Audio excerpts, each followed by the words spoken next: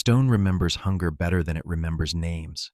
Imagine a kingdom built like a cathedral with no roof, pillars everywhere, no shelter, rain falling straight onto the altar, men praying beneath open sky, swearing the storm is temporary.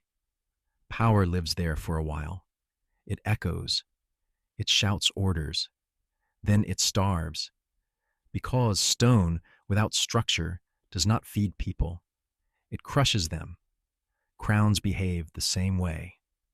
They attract mouths, brothers, sons, friends, each one chewing at the edges, convinced the center will last forever. The paradox is simple and lethal. The stronger the prize, the more carefully it must be rationed. But ambition does not ration. It lunges. It eats first. Dynasties do not fall when they are weak. They fall when they become nourishing. History is not impressed by builders who forget this. It watches them construct monuments large enough to attract predators. Then it waits. Stone does not defend itself. It only records who was hungry enough to break it. The kingdom waiting on the far side of the channel was already broken long before the first Plantagenet ever set foot on its soil. England had spent nearly 2 decades learning what happens when authority dissolves into personal violence. This was not a romantic age of knights and banners. It was a slow civic collapse. Castles multiplied like infections. Coins were forged by anyone with a furnace and a grudge. Law became local. Justice became private. Allegiance lasted exactly as long as fear. Chroniclers would later write that Christ and his saints slept. What they meant was simpler. No one was watching. The crown itself had become a traveling object, passed between rival claimants who treated kingship like a knife rather than a chair. Hold it long enough to wound your enemy, lose it when someone stronger arrives. England was not ruled. It was contested. And people who live in contested spaces do not dream of liberty. They beg for order, any order, even a cruel one, especially a cruel one that actually works. Order arrived young and impatient. He did not come as a savior.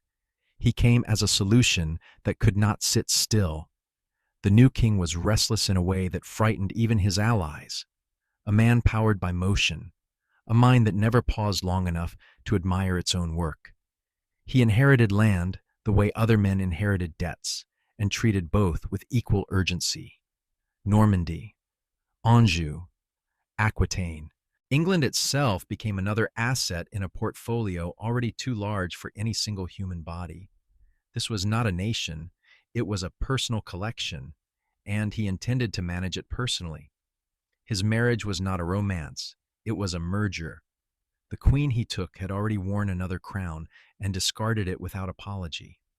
She brought vineyards, castles, poets, soldiers, and an understanding of power that unsettled every man who met her. This was a partnership built on mutual recognition of force, 2 predators agreeing to hunt together. Europe watched carefully. England braced. The new king did not begin with speeches. He began with demolition. Illegal castles were pulled apart, stone by stone. Private warlords discovered that their walls were only impressive until the crown decided to notice them. A single royal currency replaced a carnival of local frauds.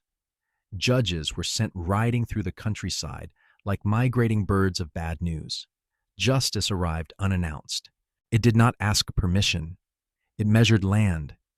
It recorded precedent. It remembered.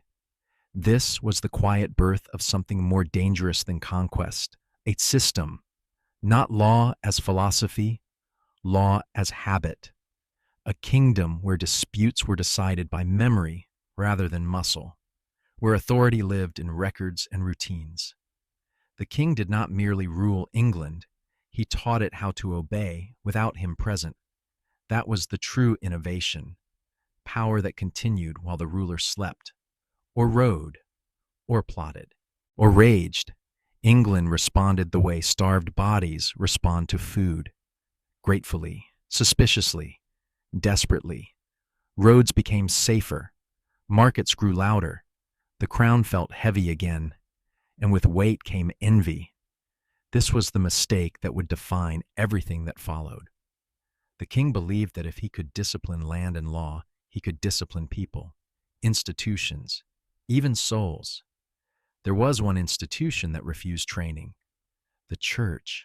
It claimed an authority older and higher than any crown. It answered to heaven, which was inconvenient. The king's solution was elegant. He would appoint obedience itself to the highest altar.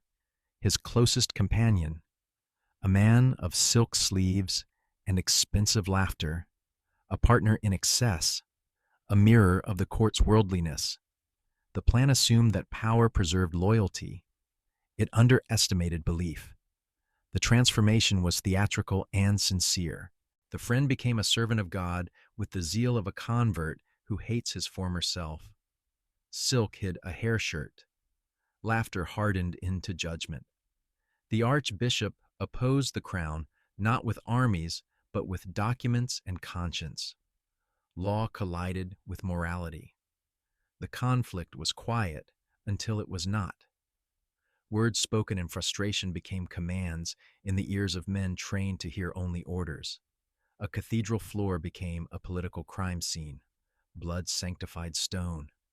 A martyr was born. And the king learned that there are victories that rot their owner from the inside. Public penance followed. Bare feet on cold streets. Monks swinging whips. A ruler humiliated before the tomb of the man he had destroyed. The lesson was clear. Authority could be centralized, but legitimacy was a different currency, harder to mint, easier to lose. Yet none of this truly threatened the dynasty. The church could be appeased. France could be negotiated with. Even scandal could be survived. The danger lived closer, at the family table. The king had sons, 4 of them, each trained in ambition, each decorated with titles that looked like gifts and functioned like cages. They were crowned without power, named without authority, taught to hunger without being allowed to eat. The father governed like a master craftsman who refused to hand over tools. Control was his virtue. Delegation felt like decay. His sons grew skilled at war and politics, but learned that advancement required rebellion. Their mother watched patiently. She understood inheritance better than anyone. She also understood revenge. The explosion came dressed as filial correction, a revolt that gathered kings and barons under the convenient excuse of reform. Sons rose against father, a wife against husband, foreign enemies against a domestic crack. The empire shook, and then it held. The old king moved faster than anyone expected. He crushed the rebellion with the same relentless competence he applied to administration. He forgave his sons publicly. He imprisoned his wife privately. Mercy above, vengeance below. The peace that followed was theatrical. Everyone bowed. No one believed. The family was broken but still breathing, waiting.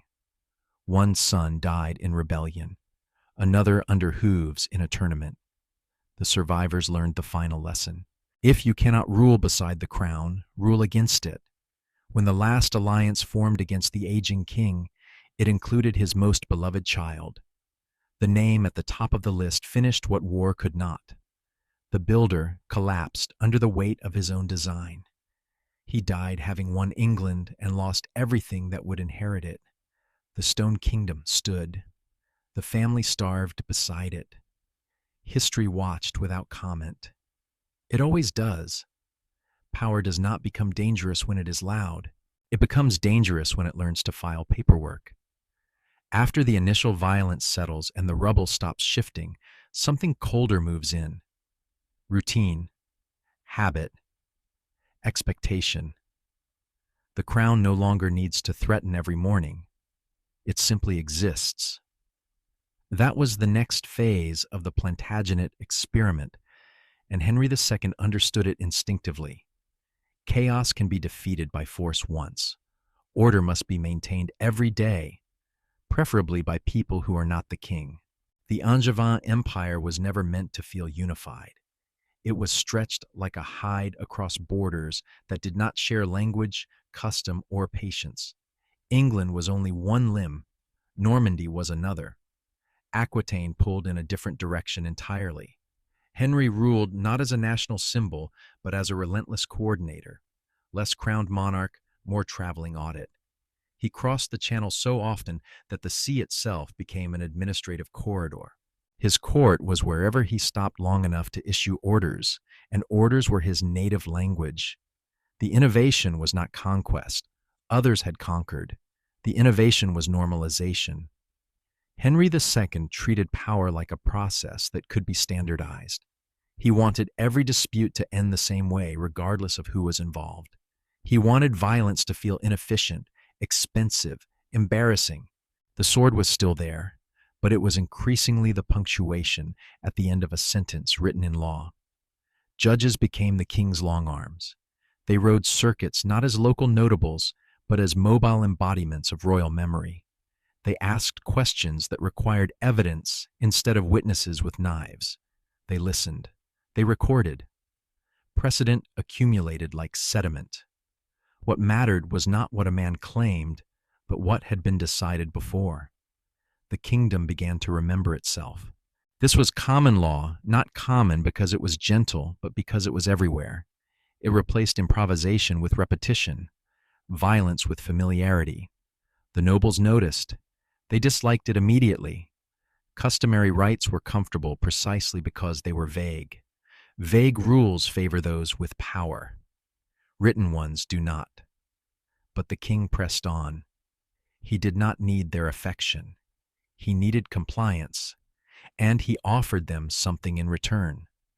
Predictability. Land disputes that ended without feuds. Inheritance that did not require armies. Even the most predatory baron understands the value of stability once he has something worth protecting. Money followed order. A single royal currency made taxation legible. Revenue became something that could be planned rather than extracted in panic. The crown's appetite became methodical. This frightened people more than bursts of greed ever had. A king who taxes impulsively can be waited out. A king who taxes routinely cannot. Henry's state began to resemble a machine that functioned regardless of mood. It did not care if the king was angry or generous, it simply worked. And machines invite a dangerous fantasy, that if they run smoothly enough, they can be trusted to replace judgment. Henry leaned into that fantasy. He believed structure could compensate for human volatility, including his own. But even machines have limits, especially when they attempt to process belief. The church was not simply another institution, it was a rival archive of legitimacy. Its records reached higher than the crown's and deeper into daily life. Marriage, birth, death, salvation. The king could regulate land. Souls were more difficult. Henry's solution was managerial. Appoint someone loyal. Integrate the system. Reduce friction. It was the correct solution in every domain except this one. The fallout exposed a fault line that law could not seal. When Becket fell, Henry won every technical argument he had ever made. Clergy accountability, royal jurisdiction, administrative clarity, all intact. What he lost was the narrative. Authority without moral cover is naked, and naked authority provokes resistance that no statute can smother. Yet even this did not slow the machine. In fact, it hardened it. The king learned to separate legitimacy from functionality. He could operate without love, without admiration, even without forgiveness. That lesson would echo for centuries. England did not need its ruler to be liked. It needed him to be consistent, and consistency was something Henry could deliver even while bleeding. The Angevin Empire at its height was less an empire than a network, a web of oaths, courts, rents, and obligations anchored to one man's stamina. That was its strength and its fatal flaw. Henry centralized authority brilliantly. He never decentralized trust. Everything ultimately flowed back to him, which meant everything waited on him, including his children. He believed succession was a technical problem. Assign titles, crown an heir early, distribute lands like salaries. It was rational. It was catastrophic. Titles without authority are invitations to conspiracy. His sons learned governance the way prisoners learn freedom. By staring at it through bars, they learned politics as obstruction, power as something withheld unjustly. The state Henry built trained them perfectly to overthrow him. The revolt that followed was not an accident of temperament. It was a systems failure. Henry had created a crown so potent that sharing it felt like death. He taught his sons to crave centralized power and then denied them access. When they rebelled, they used the same tools he had perfected: alliances, law, legitimacy. They learned too well. He survived them, barely. But survival came at a cost the machine could not absorb. Trust evaporated. The family became a hostile environment. The empire continued to function, but it no longer belonged to a future. It belonged to a man running out of time. When Henry finally broke, it was not under military pressure or papal threat. It was administrative betrayal made personal. A list, names, evidence, proof that the system he had designed to expose disloyalty worked perfectly against him. The final irony was surgical. He was defeated by the clarity he had imposed on the world. What remained after his death was not peace, but infrastructure, courts, records, expectations. England could now outlive its king. That was the triumph. It was also the curse. A crown that no longer depended on affection became something worth killing for. Henry II built a legal spine strong enough to stand without him. He did not realize that spines also allow bodies to turn on themselves. The dynasty moved forward, carrying that structure like a loaded inheritance, efficient, centralized, tempting. The hunger had learned where the food was stored, and the stone was ready to record the damage. Silk remembers warmth. Hair shirt remembers pain. The distance between them is belief. Henry II assumed belief could be managed the way land was managed. Measured, registered, assigned to someone reliable. It was a reasonable mistake for a man who had taught England that everything important could be written down and enforced. The church looked like another department waiting for reorganization. Its problem was inefficiency. Too many courts, too many exemptions, too many men claiming to answer to a higher authority that inconveniently refused audits. The solution appeared obvious and comforting. Appoint a friend, not a mystic, not a zealot, a man who loved horses and feasts and the sound of coins clinking into cups, a man who understood the court. Thomas Becket fit perfectly. He had been the king's chancellor. He dressed well. He spent lavishly. He knew how power moved through rooms. He was loyal in the way that matters. Loyal to success. The appointment was meant to be administrative, a merger. Crown and crozier aligned by friendship. The king imagined continuity. What he received was conversion, the kind that does not negotiate. Becket stepped into his new role and shed his old skin with theatrical intensity. Silk robes hid a hair shirt that bit into flesh. Wine became water. Laughter became judgment. The king's drinking companion turned into God's prosecutor. Europe watched with fascination. Kings are used to bishops resisting. They are not used to bishops they personally promoted deciding to ruin them. Becket resigned as chancellor and began dismantling Henry's plans with surgical precision. The issue was not theology. It was jurisdiction. Who judged clergy accused of crimes? Henry wanted them in royal courts. Becket insisted on ecclesiastical privilege. Two legal systems collided, one built on precedent, one built on sanctity.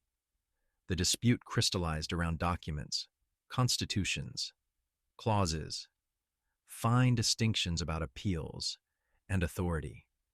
It was bloodless at first, which made it more dangerous.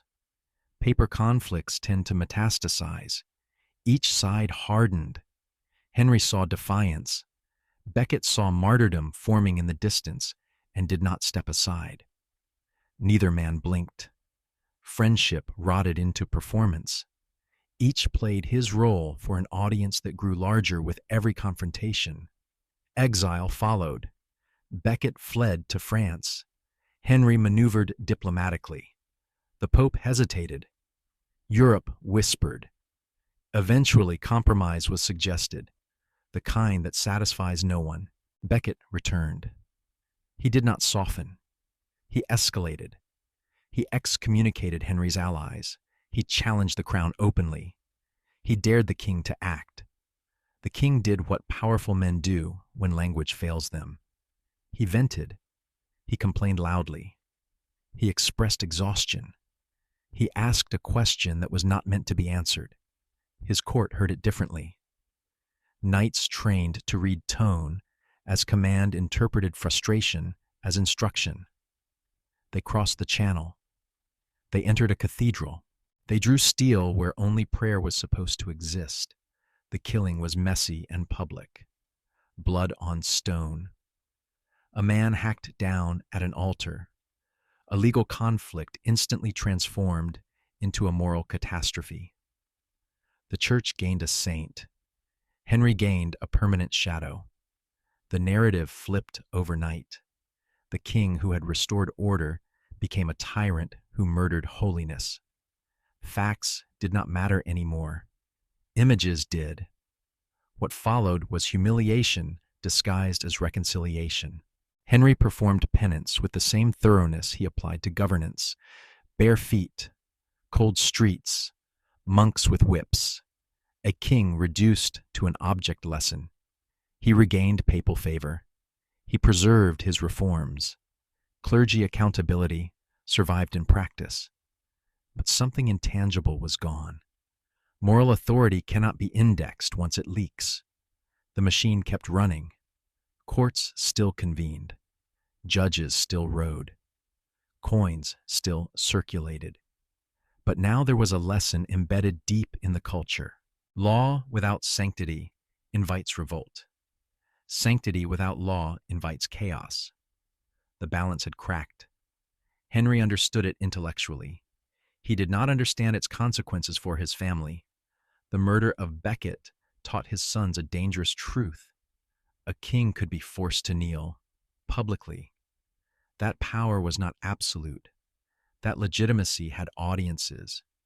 This knowledge fermented quietly while they watched their father rage and repair and rule with diminishing trust. The state he built was strong. The household inside it was brittle.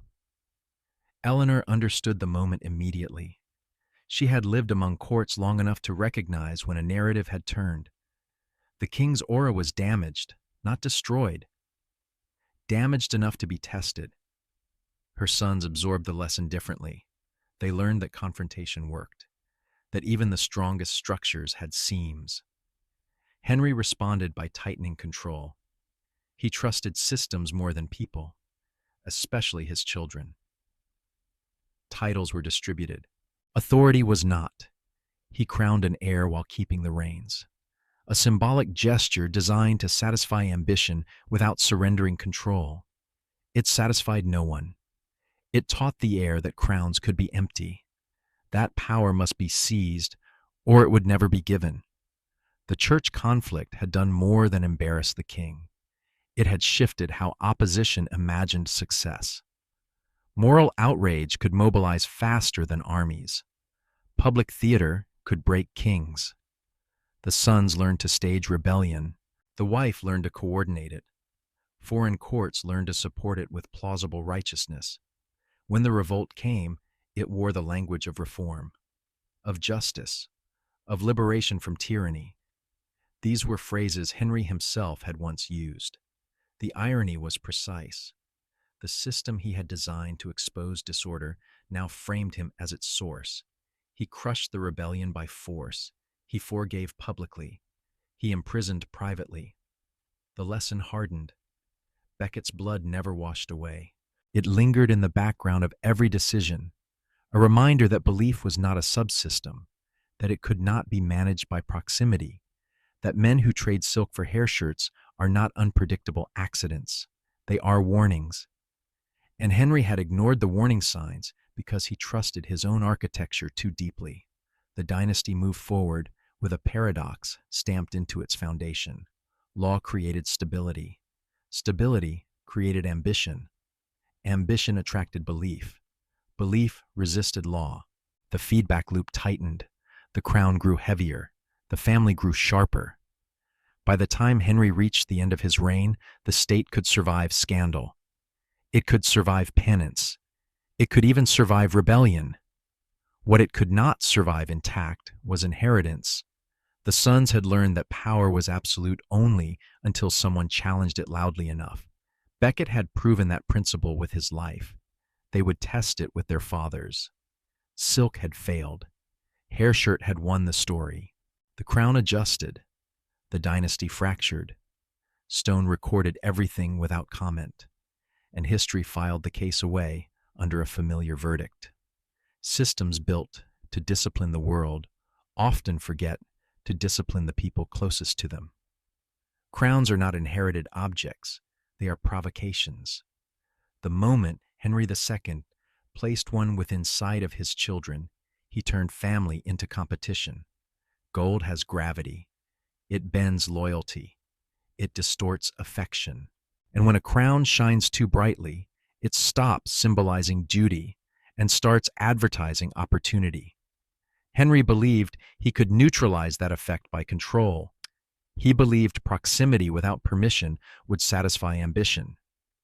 He was wrong in the way engineers are wrong when they forget human behavior is not a variable. It is the constant.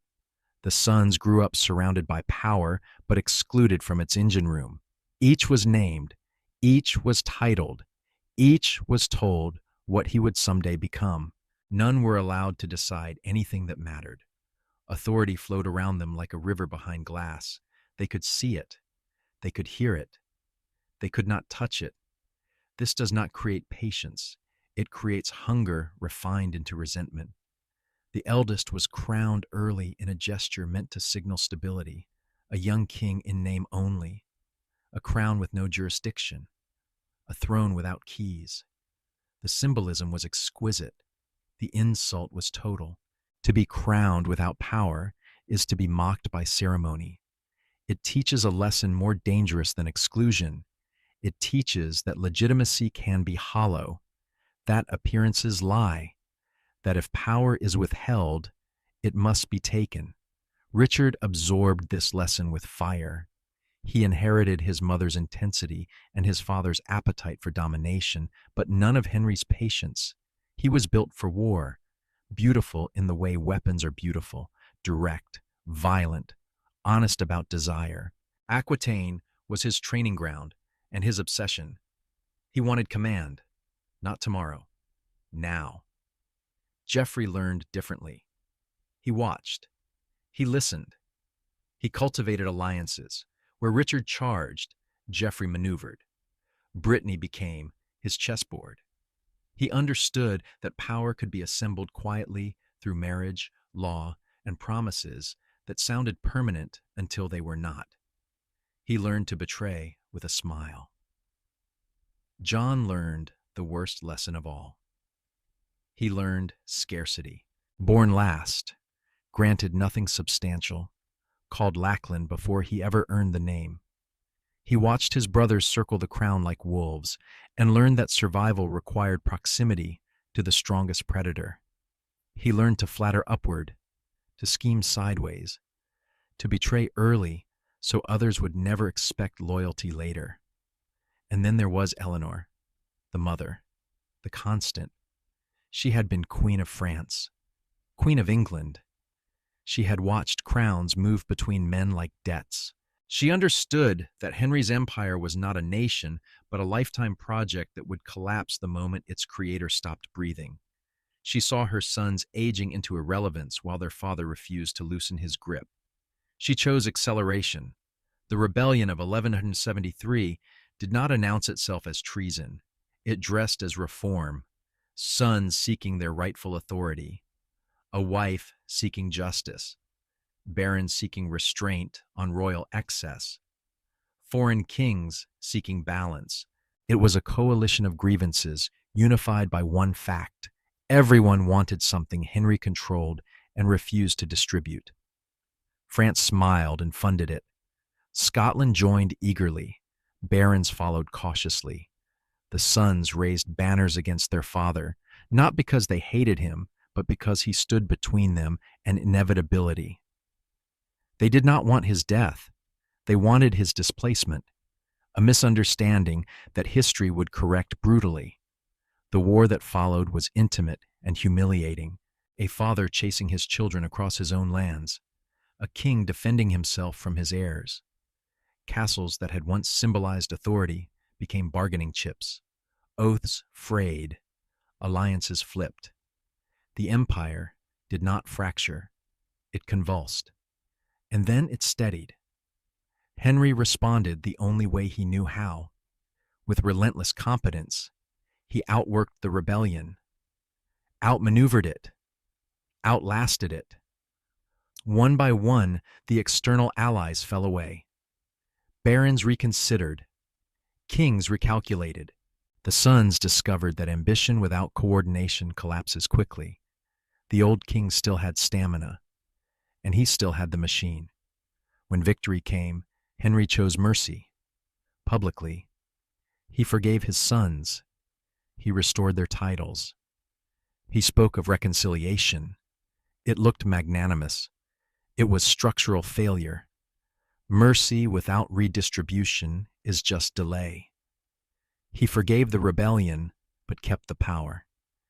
He forgave the sons, but imprisoned the wife. Eleanor was removed from the board and locked away for years. The message was unmistakable. Revolt could be survived. Autonomy would not be granted. The peace that followed was theatrical. Everyone played their part, but nothing had been resolved. The sons had learned that rebellion did not end the world. It only rearranged it. They had learned that alliances mattered, that France would always listen, that barons could be persuaded, that legitimacy could be negotiated, and most dangerously, that their father could be challenged and live. The next decade was a slow bleed. The eldest son rebelled again and died young, clutching relics and begging forgiveness too late to matter. Geoffrey died violently as well, trampled in a tournament, his body fittingly destroyed in a spectacle of controlled aggression. Richard watched and waited. John observed and recorded. The family thinned. The throne loomed larger. The final act was quiet and devastating. Richard allied himself openly with the King of France, the enemy Henry had spent his life managing. Together they pressed the aging king from all sides. The machine still functioned. The man did not. Illness slowed him. Trust abandoned him. When the list of conspirators was placed before him, it did what no army had managed. It broke him. At the top was John, the youngest, the favorite, the one Henry had protected longest. The name sat there without explanation. It did not need one. The architecture Henry had built to identify threats had worked perfectly. It had identified the closest one. The king retreated. He turned his face away from the world he had mastered and muttered words that history would remember, not because they were poetic, but because they were final. He died having proven something essential. You can build a state strong enough to discipline everyone except your heirs. You can create a crown so powerful that everyone around it starves waiting for crumbs. You can mistake control for stability. And you can teach your children that the only path forward runs through your chest. The devil's brood did not destroy their father out of cruelty. They destroyed him because he had taught them how. He had centralized power. He had modeled ambition. He had shown that legitimacy could be negotiated, resisted, survived. The crown he forged was not an inheritance. It was bait. When Henry was gone, the empire did not collapse immediately. The court still worked. The records remained. The spine held. But the family dynamic that had sustained it was gone. What replaced it was competition refined by law and sharpened by blood. The sons were free now, free to inherit, free to fight, free to prove that hunger, once learned, is never forgotten. The Stone Kingdom stood taller than ever. The family circled it with open mouths. History did not intervene. It never does. It simply recorded the moment the crown stopped being a symbol of continuity and became a prize that justified everything. Richard did not inherit a kingdom. He inherited a balance sheet. England to him was not soil or people or obligation. It was liquidity, a place where silver could be extracted quickly and spent elsewhere with style.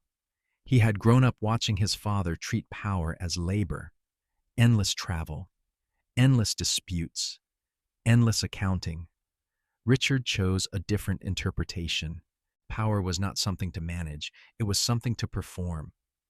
He looked like a king in the way statues look alive. Tall, broad-shouldered, hair the color of burnished gold. He spoke poetry as easily as he issued threats. He was brave to the point of recklessness and honest about his contempt for administration. England bored him. It reigned too much. It argued too often. It demanded attention when his interests lay under brighter suns. His coronation was efficient. So was his exit. Almost immediately, the kingdom was converted into cash. Castles were sold, offices auctioned, titles priced according to desperation. Nothing was sacred if it could fund departure. He joked that he would have sold London itself if a buyer could be found. The joke landed because it was true. This was not theft. It was monetization. The money had a destination. The Third Crusade. Holy war as spectacle. Glory as currency. Richard wanted to fight in landscapes worthy of legend. Dust, heat, walls that mattered, enemies who would remember his name. He did not go alone. France came too. Philip watched him carefully, admired him, measured him. Rivalry sharpened into theater. England was left behind in the hands of caretakers, committees, regents, men who understood that their job was to keep the machine running and the treasury bleeding. They succeeded. Taxes rose. Revenues were stripped from churches and towns alike. The ransom economy had already trained England to endure financial violence. Richard expanded it. Abroad, he was everything England wanted him to be and everything it did not need. A frontline commander, a tactician who understood morale. He fought where men could see him, sword in hand, armor dented, songs composed between sieges. At Acre, he proved relentless. At Arsuf, he broke Saladin's lines with controlled aggression that stunned observers. Respect formed between enemies. Legends hardened. But war is not only fought with courage, it is fought with patience and insult management. Richard had neither. He treated allies like footnotes. He tore down banners that offended his sense of hierarchy. He mocked men who believed memory mattered. When he insulted Leopold of Austria publicly, he did not notice history taking notes. Jerusalem remained out of reach. The campaign achieved glory without resolution. The crusade ended as many do, with compromise wrapped in disappointment. Richard turned homeward, irritated and celebrated. The journey punished him for every slight he had ever dismissed. Shipwreck forced him through hostile lands. Disguise failed. Leopold remembered. Richard was captured. Kings are not supposed to be kidnappable. Empires are not supposed to auction their rulers. But the Holy Roman Emperor recognized value when it was chained. The ransom demanded was astronomical, 2 or 3 years of royal income. England responded as it had been trained. It paid. Churches emptied, peasants bled, administration squeezed. The machine worked. John watched closely. This was the interval he had been waiting for. His brother absent, the crown compromised, power suddenly negotiable. He whispered to barons. He corresponded with Philip. He tested loyalties, like a man trying doors in a dark house. Some opened, enough to matter. Richard returned briefly, angry, forgiving, dismissive. He brushed John aside with a phrase that minimized betrayal into immaturity. He did not stay. England had served its purpose. He crossed the Channel again to fight Philip over lands he actually cared about. Normandy, Aquitaine. The empire his father had built piece by piece was now a battlefield between brothers and former allies. His death was absurd in the way history prefers. Not a heroic climax, not a grand stand. A minor siege, a crossbow bolt from a boy. Infection, delay, gangrene. The Lionheart died slowly, irritated by his own mortality. He forgave the shooter. He did not forgive boredom. England received a legend and an invoice. Richard left behind stories, songs, a treasury hollowed to its beams, institutions strained but intact. He had proven something crucial. A king could neglect his kingdom and still be loved if he performed well enough elsewhere. This lesson would poison expectations for generations. The crown passed as expected. To John, the brother who had practiced ambition in the margins, the brother who had learned finance as coercion and loyalty as leverage. Richard's reign had not weakened the state structurally. It had weakened it psychologically. Authority felt distant, conditional, available to whoever showed up. The Angevin Empire had survived Richard because Henry had built it to endure absence. But endurance has a cost. It trains opportunists. It teaches that the crown is movable. That loyalty is optional when the king is away. Richard's greatest contribution to the dynasty was not military. It was behavioral. He normalized neglect. England learned to function without affection, without attention, without presence. It would remember that lesson when the next king demanded obedience without admiration. The bank had been emptied, the account holder was gone, and the auditors were about to arrive. Richard had treated England like a resource node. He extracted value. He reinvested elsewhere. He returned only when necessary. In doing so, he left behind a kingdom accustomed to being used rather than led. That is survivable under a hero. It is lethal under a failure. The Lionheart roared abroad and whispered at home. History admired the roar. The crown recorded the whisper. Stone does not care where glory is earned. It only remembers where obligations were ignored. The bait had been proven effective. The next predator would not waste time pretending otherwise. John did not inherit disaster. He manufactured it methodically. Where his father built systems and his brother spent them, John learned how to turn collapse itself into an instrument. Failure was not something to correct. It was something to exploit. He ruled like a man who assumed the room would burn eventually and decided to sell the matches first. He began with France because that was where Plantagenet legitimacy still pretended to live. John was not a warrior. He had no patience for campaigns that depended on courage or loyalty. But he understood paperwork, and Philip of France understood law even better. As Duke of Normandy, John was technically Philip's vassal, a humiliating detail his predecessors had managed through force and charisma. John managed it with arrogance. When disputes arose with his own vassals, they appealed upward, to Philip. The system Henry II had once perfected now turned against his least competent heir. Philip summoned John to court. John refused. It felt decisive. It felt royal. It was catastrophic. By declining to appear, John violated feudal obligation.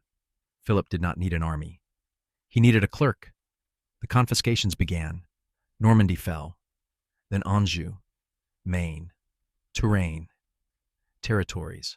Henry II had stitched together through decades of motion vanished in years. Castles surrendered, barons defected, support evaporated. John raged, he punished, he mistrusted everyone. None of it mattered. The empire was lost, not because John was unlucky, but because he misunderstood the kind of war he was fighting. Law had replaced steel, and he had brought neither allies nor patience. England absorbed the shock quietly. It had already learned how to function without emotional investment in its king. What it had not learned was how to tolerate humiliation indefinitely. John returned across the Channel, carrying rage and entitlement in equal measure. If he could not rule abroad, he would extract obedience at home. Thoroughly. He turned on the church first. It was a familiar enemy, a safe one. When a dispute arose over the Archbishop of Canterbury, John misjudged the scale of his opponent. Pope Innocent III did not argue. He suspended reality. The interdict descended like a fog. Churches closed. Bells fell silent. Marriages went unsanctified. The dead went unburied. England entered spiritual lockdown. For a medieval population, this was not inconvenience. It was terror. John responded the way he always did. He seized church lands. He collected revenues. He treated damnation like a temporary accounting issue. Eventually, he submitted. He accepted papal overlordship. England became, on paper, a papal fief. The humiliation was complete. John did not notice. He was busy collecting. Then came the barons. They were not idealists. They were landlords who expected returns. John raised money with surgical cruelty. Scutage rates soared. Fines multiplied. He exploited every feudal loophole. He sold inheritances. He auctioned widows. He demanded payments for imaginary offenses. He took hostages, children. He ruled like a man who believed fear was cheaper than loyalty. The barons noticed the pattern. John was not unpredictable. He was systematic, and that terrified them. Tyranny is survivable when it is personal. You can negotiate with moods. Systems of extraction do not negotiate. They persist. The breaking point arrived without ceremony.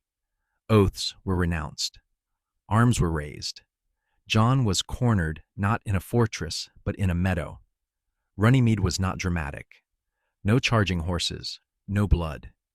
Just parchment and pressure. The barons did not demand John's death. They demanded his signature. The document they placed before him was practical to the point of banality. Fishing rights, inheritance limits, tax procedures. It was not revolutionary in tone. It was revolutionary in implication. One clause mattered. No free man could be imprisoned or stripped of property except by lawful judgment. Another mattered more. A council of barons would enforce compliance. The king was now subject to oversight. Power had conditions. John sealed the charter because sealing was easier than fighting that day. He had no intention of honoring it. He appealed to the Pope. The charter was annulled. Civil war resumed, but the idea had escaped containment. It did not matter that Magna Carta was born of elite self-interest. It mattered that a principle had been spoken aloud. The king was not above the law, not permanently, not inevitably. John died before consequences could fully mature. Dysentery, retreat, a broken man fleeing his own failures. His reign ended without dignity. England inherited a child king and a concept it could not unlearn. Authority had limits, and limits could be enforced. John's greatest legacy was accidental and irreversible. He demonstrated that incompetence could reshape political reality more effectively than reform. Henry II had built structures. Richard had drained them. John had exposed their vulnerabilities. The crown survived. Its aura did not. Failure had been weaponized against the church, against the nobility, against the idea of monarchy itself. The dynasty staggered forward not because John deserved succession, but because the system still functioned. Barely. The crown passed to a boy. The machine Henry built would have to protect itself from the family it had empowered. History watched with interest. It always prefers second acts after humiliation. They reveal whether systems adapt or collapse. John had not destroyed the Plantagenets. He had redefined what it meant to challenge them. Power was no longer sacred. It was contractual, conditional, temporary. The bait had been chewed. The hunger had learned new tactics. England would never again forget what happened in that meadow. Stone recorded it quietly. And the dynasty moved on, carrying a document that would outlive every crown that tried to ignore it. Vacuum is not emptiness, it is invitation. When power withdraws without being removed, it creates a space that demands occupation. Henry III inherited such a space at 9 years old. A crown legally shackled, a kingdom at war with itself, and a document everyone pretended was temporary. Magna Carta sat on the table like an unexploded device. No one was sure if it would detonate again. Everyone was certain it could. The boy king survived because others ruled for him. Regents managed the war. Barons negotiated. The machine Henry II had built did what it was designed to do.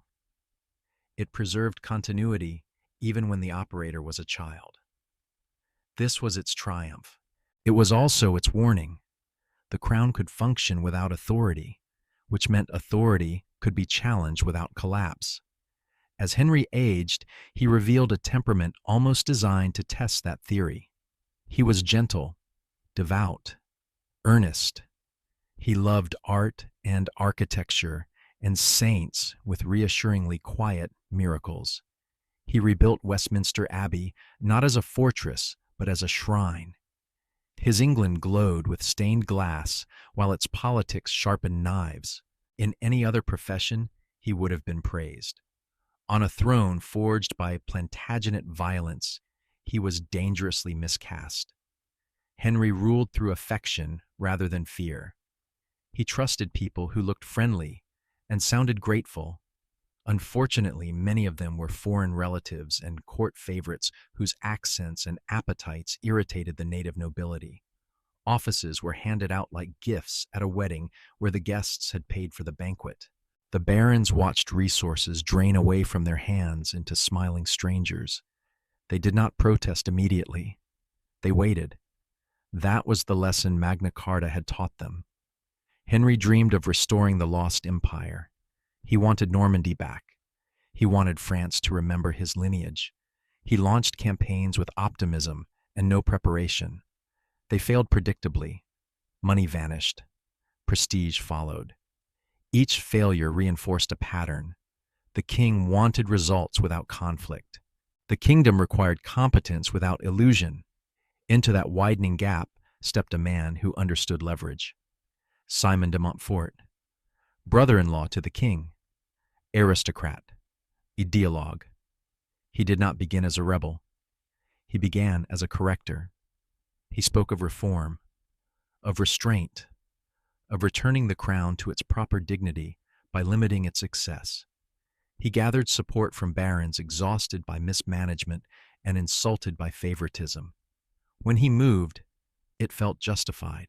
The confrontation escalated, as such confrontations always do. Documents were issued, councils convened, oaths sworn and broken. Eventually, Henry was captured, along with his heir. The image mattered more than the legality. The king was in custody. Authority had been inverted. For a year, England was ruled not by its anointed monarch, but by a baron who understood optics. De Montfort did something subtle and irreversible. He summoned a council that reached beyond the usual caste. Not just lords and bishops, but knights from the shires, burgesses from towns, men who paid taxes but rarely spoke in halls of power. It was not democracy. It was desperation. De Montfort needed legitimacy broader than aristocratic consent. He found it in representation. Parliament was not born noble. It was born practical, a tool to secure compliance by giving voice. Another unintended legacy extracted from royal weakness. Henry endured this humiliation quietly. He prayed. He waited. His son watched. Edward had been raised amid failure. He had seen the cost of softness. He learned what happened when a king could be captured without consequence, when law was respected more than authority, when piety substituted for resolve. At Evesham, he led the royalist army with brutality that shocked even his allies. De Montfort was defeated, his body mutilated. Reform ended in blood. The message was clear. Weakness would not be tolerated again. Henry resumed his reign. Nothing fundamentally changed. He continued to rule gently. The barons continued to test him cautiously. The state drifted. The real transition had already occurred. Authority was passing not by death, but by relevance. The future belonged to a man who understood that law could be used offensively. Henry's long reign became a holding pattern. 56 years of survival without momentum. The machine functioned. The kingdom did not expand. The crown did not command fear. It inspired fatigue. But fatigue can be useful. It creates appetite for contrast, for a different style of rule, for decisiveness. When Henry died, England did not mourn deeply. It recalibrated. The son who succeeded him did not hurry home. He had learned patience elsewhere. He had seen how other states governed. He had studied how law could be sharpened into a weapon. He returned not as a reformer, but as an enforcer. Henry III left behind something fragile and invaluable, a precedent. Kings could be constrained, captured, ignored, corrected. He had survived because he allowed it. He had ruled because no one else wanted the burden long term. His reign proved that monarchy could persist without dominance. It also proved that someone eventually would decide that was unacceptable. The pious vacuum had done its work. It had widened the field. It had invited participation. It had taught barons to organize. It had taught future kings to harden. The Plantagenet story moved forward, carrying a contradiction sharpened by time. Law existed to restrain power. Power existed to escape law. The next ruler would not choose between them. He would merge them, coldly, methodically, without apology. History prepared itself. Stone remembered the pressure change, and the crown waited for someone willing to use it as a hammer. Unity can be forged two ways, by agreement or by exhaustion. Edward chose the second and perfected it. He returned to England taller than most men and colder than all expectations. Longshanks, they called him not only for his height, but for the length of his reach. He did not speak often about what he intended to do. He preferred demonstration. The lesson of his childhood had been simple. A king who hesitates becomes a hostage. Edward did not plan to be held by anyone ever again. He inherited a crown legally constrained and politically bruised. Magna Carta still existed. Parliament still remembered its own usefulness. Barons still believed correction was a right. Edward did not repeal these realities. He absorbed them. He understood that law was no longer an obstacle to power. It was the most efficient way to apply it. Where his grandfather had built a system, Edward weaponized it. His first target was Wales, not because it was rebellious, but because it was unfinished. A borderland of princes and poets, mountains that bred resistance and stories that celebrated it. Edward had no patience for stories. He wanted closure. The conquest was not dramatic, it was relentless. Campaigns ground forward season after season. Supplies moved on schedule. Resistance was starved rather than shattered. And when the fighting slowed, Edward introduced permanence. Stone rose where forests had been. castles of unprecedented scale and precision.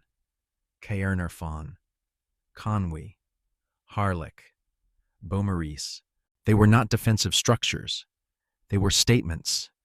Geometry imposed on landscape. Authority made visible. Each wall declared the same sentence. This place has ended. Wales was not defeated, it was enclosed.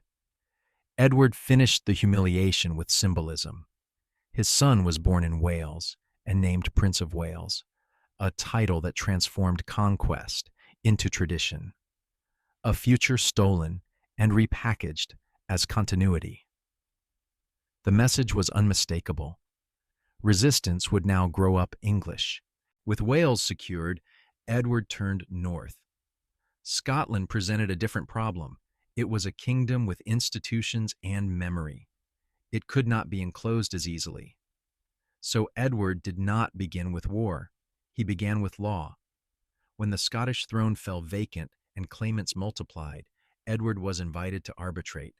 He agreed on one condition, that all contenders recognize him as feudal overlord. They consented. Desperation is persuasive. In a single gesture, Edward achieved what armies often fail to secure: legal supremacy. He selected a weak king and treated him accordingly. Summons, rebukes, public humiliations. Scotland was not conquered. It was managed, until it refused. Resistance emerged from below. William Wallace did not look like a threat, which is why he was effective. Guerrilla war embarrassed Edward. Embarrassment enraged him. Wallace was captured and executed with theatrical brutality. The spectacle was meant to educate. It did. It taught Scotland what it was fighting. The lesson did not end resistance. It refined it. Robert the Bruce seized the crown and declared independence. Edward transformed policy into obsession. Campaigns intensified.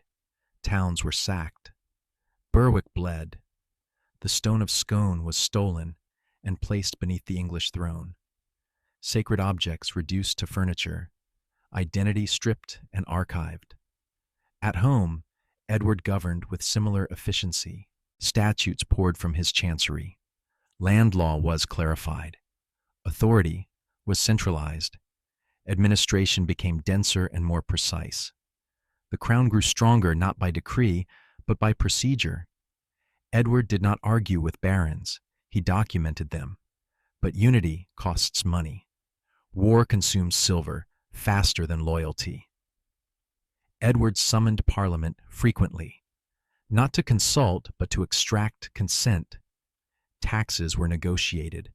Resistance softened by inclusion. Representation expanded not from idealism, but from necessity. The community of the realm learned that participation was cheaper than rebellion. The irony deepened. Edward strengthened royal authority by acknowledging limits. He allowed Parliament to speak so it would pay. He codified law so it would obey. He built a state so effective it frightened everyone who touched it. England grew more coherent. Wales grew quieter. Scotland burned. Edward wanted a single island under one crown. What he achieved was a permanently resentful border. Wales internalized defeat. Scotland mythologized resistance. England learned dominance. These identities hardened over generations. Unity forged by iron does not cool evenly. His end mirrored his reign. Old, ill, still marching north. Still convinced the next campaign would resolve everything. He died short of the border, staring at a problem he had turned eternal. His final command was grotesque.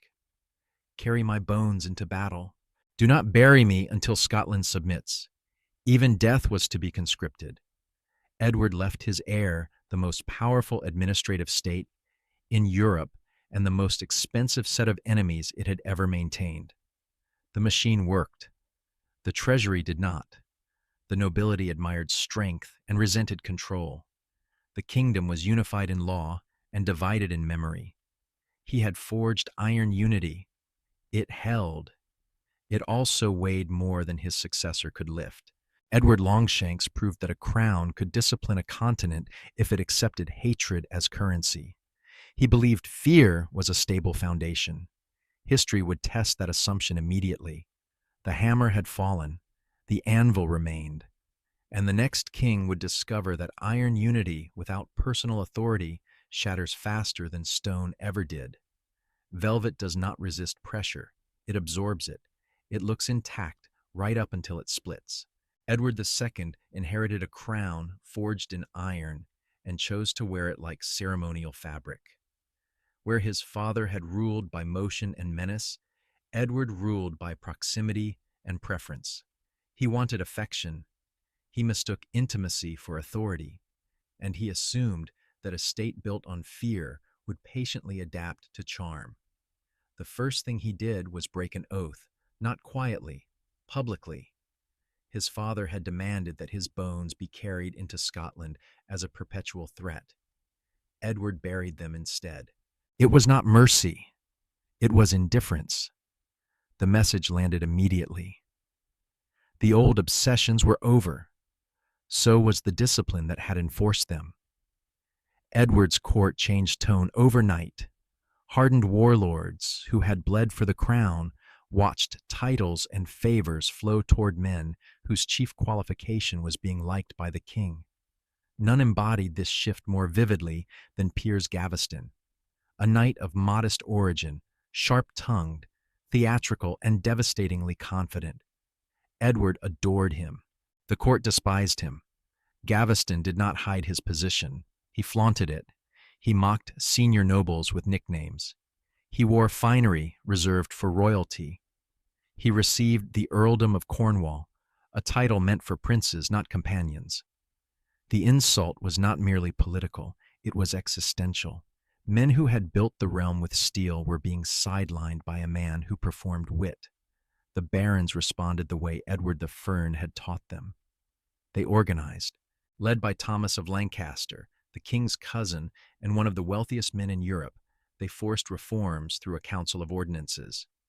These measures limited royal power and, crucially, demanded Gaveston's exile. Edward agreed. He had learned submission from watching his father. He had not learned acceptance. Gaveston returned. Love outweighed law. The barons bypassed the king entirely. They captured Gaveston, tried him without royal sanction, and executed him. It was efficient. It was brutal. It was revolutionary. For the first time, the nobility had killed the king's favorite without consequence. Edward howled, but howls do not command armies. While the court devoured itself, Scotland recovered. Robert the Bruce was not distracted by English theater. He dismantled the occupation methodically, castle by castle, supply line by supply line. Edward delayed response. When he finally marched north, he brought numbers without command. Bannockburn was not a battle. It was a collapse. English cavalry bogged down. Infantry panicked. Leadership evaporated. The Scottish army, smaller and disciplined, shattered Edward's force in full view of Europe. The humiliation was absolute. The iron machine his father had built was wrecked by indecision and favoritism. Edward returned broken. Authority bled away.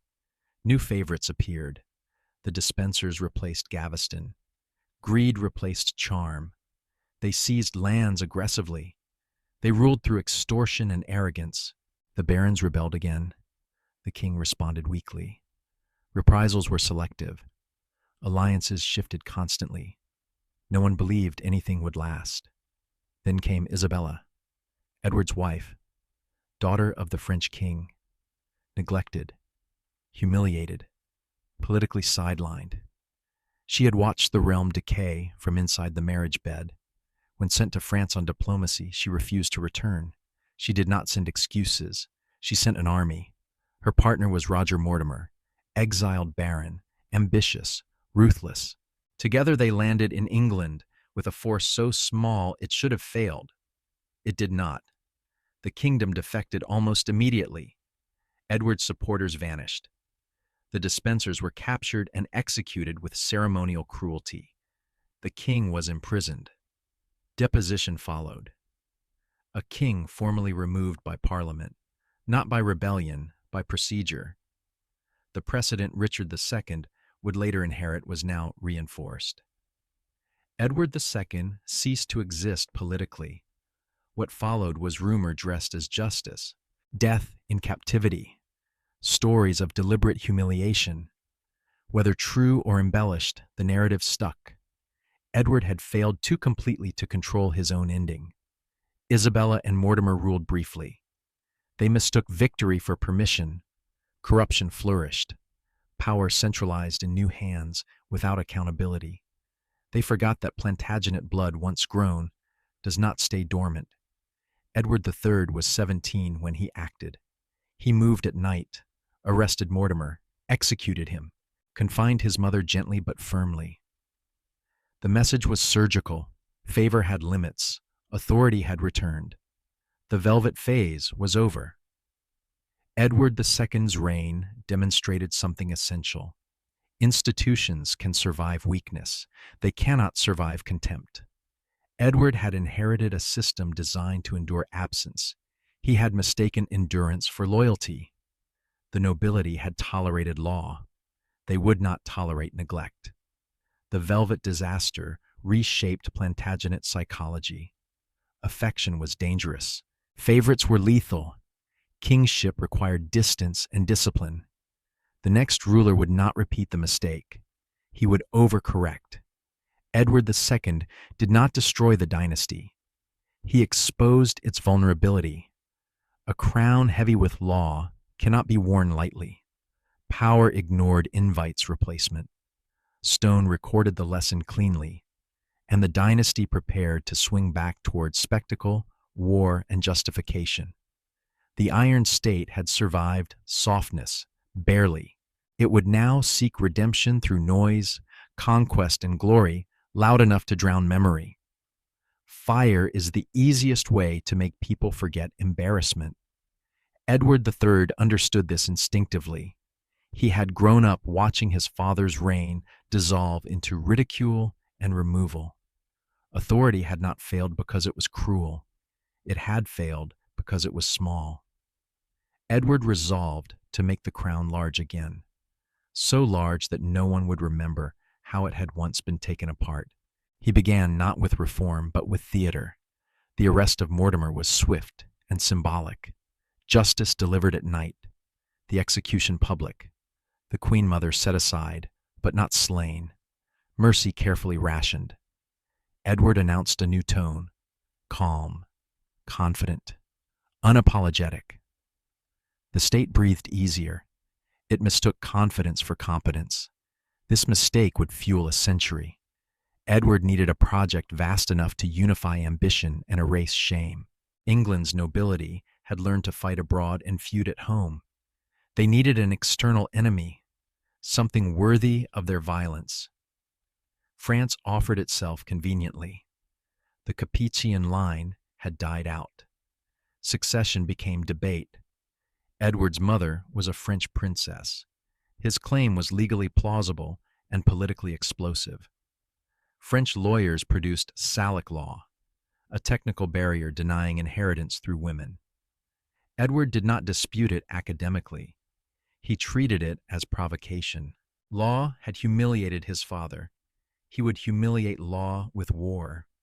The declaration was audacious, the gamble enormous, the result incendiary. Europe ignited. The English army that crossed the Channel did not resemble the armies France expected. Gone were the feudal mobs of reluctant knights.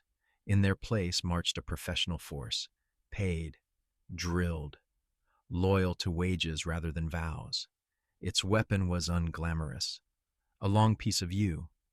The longbow transformed peasants into artillery. Crécy was the demonstration. French knights charged with confidence shaped by centuries of ritual. They rode uphill into a sky that turned black. Arrows fell like weather. Horses screamed. Armor failed. Chivalry drowned in mud and blood. Chroniclers struggled for metaphors. It looked like execution. Poitiers repeated the lesson more cruelly. Edward's son, the Black Prince, faced a larger French force and dismantled it with patience and discipline. The King of France was captured. Royalty reduced to inventory. Ransoms financed English dominance. The message spread. France could be beaten regularly. England celebrated. New myths formed. The Order of the Garter was founded to ritualize victory. Chivalry was rebranded around English success. The Black Prince became a living emblem, courteous to captives, merciless to countryside. Chevauché raids burned villages to starve regions. War became economic. For a moment the gamble paid. Money flowed. Prestige swelled. The nobility learned that war could be profitable. Very profitable. Edward rewarded his sons with power. Dukedoms multiplied. Lancaster, York, Clarence, Gloucester. Each prince became a regional magnate with private armies, trained in continental slaughter. This was Edward's second mistake. He assumed loyalty scaled with reward. He assumed blood would restrain ambition. He forgot the lesson his grandfather had learned too late. Power once tasted demands repetition. The war changed. France adapted. Charles V avoided battle. Attrition replaced spectacle. English garrisons bled slowly. Territory slipped away through negotiation and exhaustion. Edward aged. Governance slipped into favorites. Alice Perrers whispered. Parliament grumbled. The fire dimmed. The Black Prince fell ill and died before inheriting the crown. His death hollowed the future. Edward III followed soon after. The empire remained. The war continued. But leadership evaporated. Edward III had restored glory. He had also militarized the aristocracy beyond recall. England now housed dozens of men trained to command armies, accustomed to profit from violence and entitled by blood. When the fire abroad cooled, it would seek fuel at home. The crown passed to a child, Richard II, surrounded by lions who had learned to eat kings. The 100 Years' War did not end. It migrated. Europe had been set alight. England would burn next. Edward III had succeeded too well. He erased humiliation with conquest and replaced it with appetite. The state grew stronger. The family grew sharper. History noted the temperature change. Fire cleanses. It also spreads. The blaze would not stay across the channel. It never does. Gods do not slip because they are weak. They slip because they believe the ground owes them obedience. Richard II grew up inside a vacuum of praise and blood memory. He was the son of a legend and the grandson of a conqueror, crowned while still a child and surrounded by men who had learned violence as a profession. From the beginning, he mistook survival for sanctity. The throne had endured. Therefore, it must be sacred. Therefore, he must be untouchable. His early reign encouraged the illusion. When rebellion erupted among peasants, furious over taxes and bondage, the boy king rode out to meet them personally. He spoke calmly. He promised justice. The mob dispersed. London exhaled. Richard learned the wrong lesson. He believed charisma was authority. He believed presence was power. He believed kingship was performance. As he matured, that belief hardened into theology. Richard did not see himself as the chief executive of a state. He saw himself as an icon, God's representative on earth, anointed, perfected, immune to correction. He dressed magnificently, patronized poets, cultivated refinement. He introduced elegance into a court built for war and expected hardened veterans to applaud.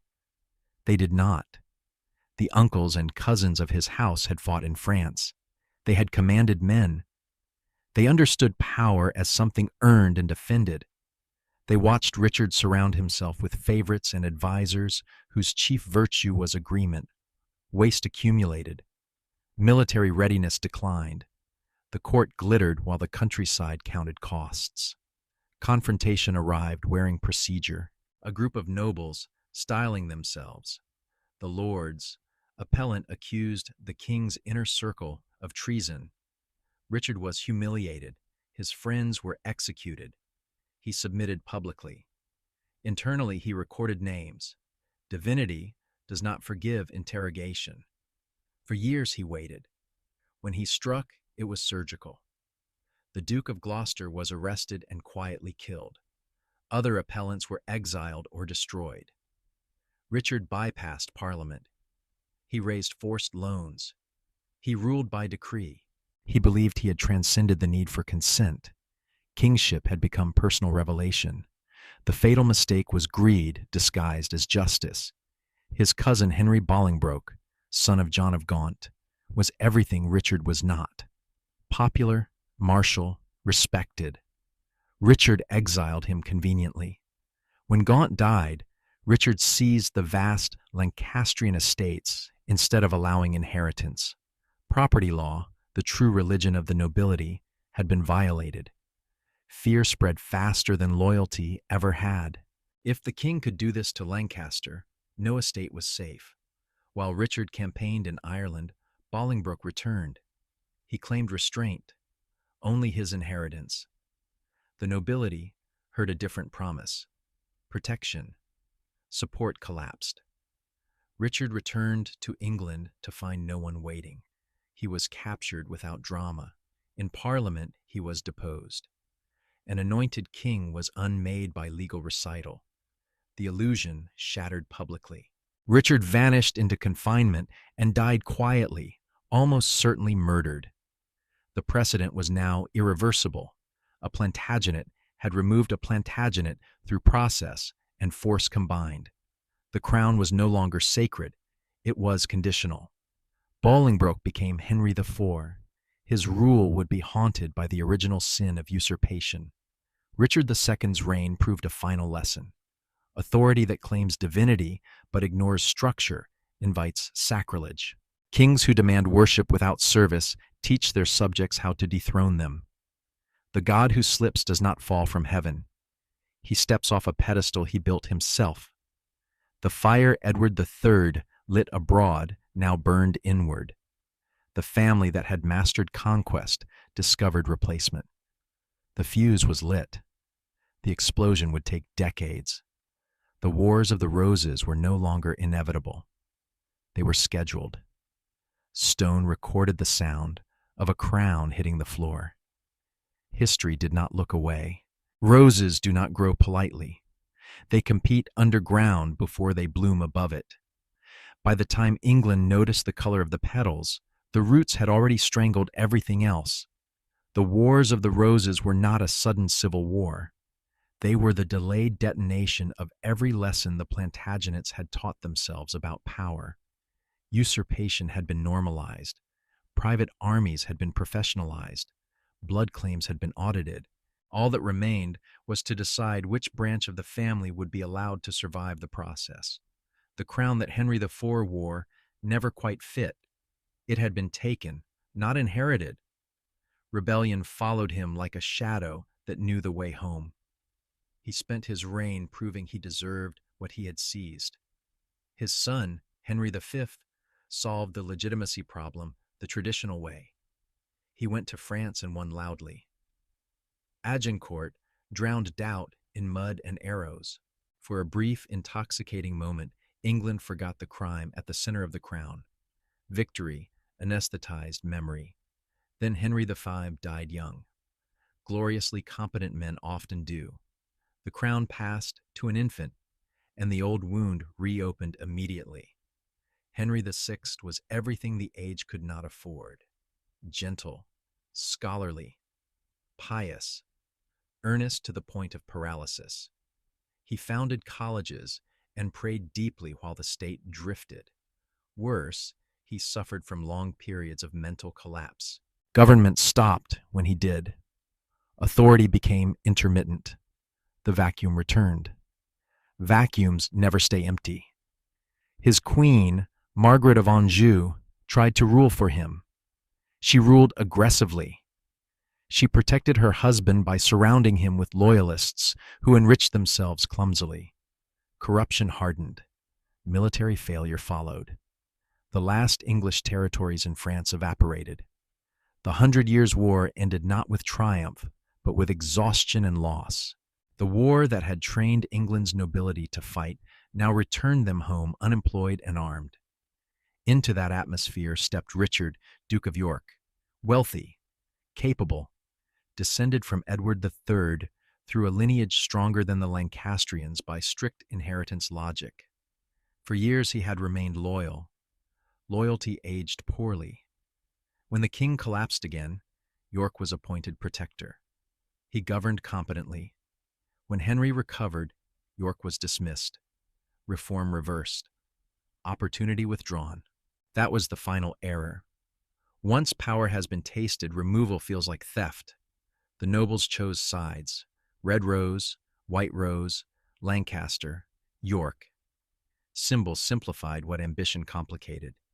In 1455, the argument became physical.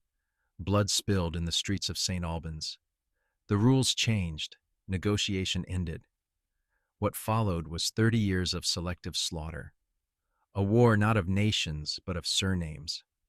Fathers fell. Sons replaced them. Brothers defected.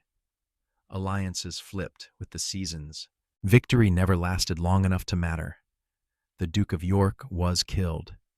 His head was displayed with a paper crown. His son learned. Edward of March was everything a Plantagenet was trained to be. Tall, charismatic, brutally effective. At Towton, he crushed the Lancastrians in a snowstorm so lethal it erased generations in a single day. He took the crown as Edward IV. Henry VI fled. For a decade, it seemed the Yorkist solution had worked. Then Edward married for desire instead of strategy. Elizabeth Woodville arrived without warning. Her family multiplied. Old allies felt displaced. The most dangerous of them, Warwick the Kingmaker, switched sides. He resurrected Henry VI, briefly like a ghost king. Edward fled, returned, killed Warwick, recaptured Henry. This time the king in the tower did not survive the night. Peace followed. Briefly, Edward IV ruled comfortably. He enjoyed life, feasted heavily, trusted that victory had settled the argument. It never does. He died suddenly at 40, leaving 2 sons and a brother. Richard of Gloucester had been loyal, effective, unscrupulous when required. He took control as protector and decided the moment demanded finality. The princes were declared illegitimate. They were placed in the tower. They vanished. No proof was required. Absence was enough. Richard took the crown as Richard III. The dynasty was now devouring its own children openly. Whatever Richard's guilt, the damage was irreversible. Yorkist unity fractured. Trust collapsed. Across the channel, a thin survivor watched patiently. Henry Tudor, a man with a claim, weak enough to be overlooked and strong enough to be useful. He landed in Wales with a small army and a large promise. At Bosworth Field, the last Plantagenet king saw betrayal ripple through his ranks. Richard charged anyway. He always would have. He died fighting, shouting accusations into a future that had already decided to move on. The crown fell into a bush.